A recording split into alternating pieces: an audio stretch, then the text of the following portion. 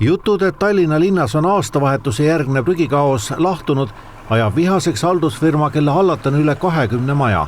Aga nende prügiveo hilinemiste ja ärajäämiste arv ulatub Eesti keskkonnateenustega uskumatute numbriteni. 25 maja peale 30 päevaga on kogunenud 118 vedamata korda. Nüüd kirjutasid nad reedel kirja Tallinna linnale nii-öelda appikarjana. Linnavalitsus vaatas täna probleemile otsa ja lubab, et Eesti keskkonnateenuste kvaliteeti hakatakse uurima uut moodi, mitte keskmise järgi, vaid aadresside järgi.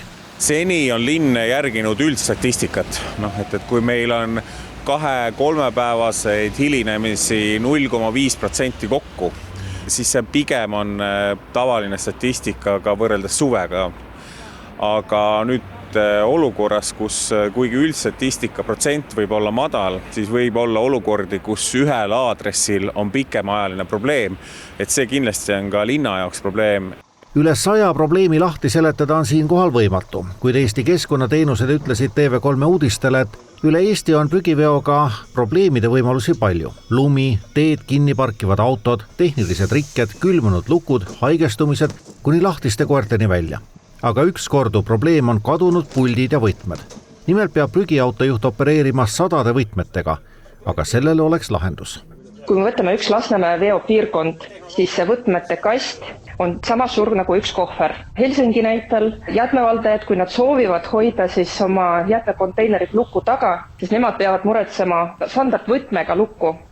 See võib olla väga hea mõte, aga meie näidete põhjal see paraku ei aita, kuna meil on ka juhtumeid nüüd jälle juba selle viimase 30 päeva jooksul, kus konteiner seisab lahtiselt ja ikkagi tuleb põhjendus, et värav või konteiner on lukus. Et ma kardan, et kui neil on isegi see universaalne pult, siis see võib olla ja see lahendab nii mõnegi probleemi mõnekski korraks, kuid mitte täielikult, kindlasti mitte. Teise probleemina tõi Eesti keskkonnateenused välja, et mõnikord tellitakse liiga vähe prügivedusid või kasutatakse liiga väikeseid prügikaste. Tulemuseks ongi, et prügikastid on täis ja ka päevane hilinemine tekitab visuaalselt katastroofi. Oleme osutanud teenust 2 päeva jooksul, aga kui tundub, et kliendil on siis need jäätmeid nii palju, et nad on niivõrd rahulolematud, järelikult siis peaks tõsiselt kaaluma seda, et kas konteiner peaks olema suurem või need peaks olema rohkem.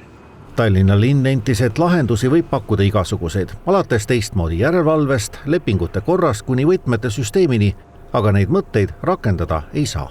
Kõik ettepanekud on ju adekvaatsed ja neid tulebki arutada, aga täna on olukord, kus hange on tehtud, olukord Tallinna linnas on pakkujatele teada olnud, nad on esitanud oma pakkumise, üks pakkuja võitis, et täna on see olukord selline.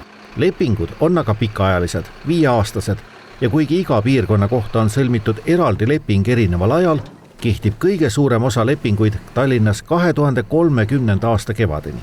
Kõige varem lõpevad mõned Mustamäe lepingud 2 aasta pärast.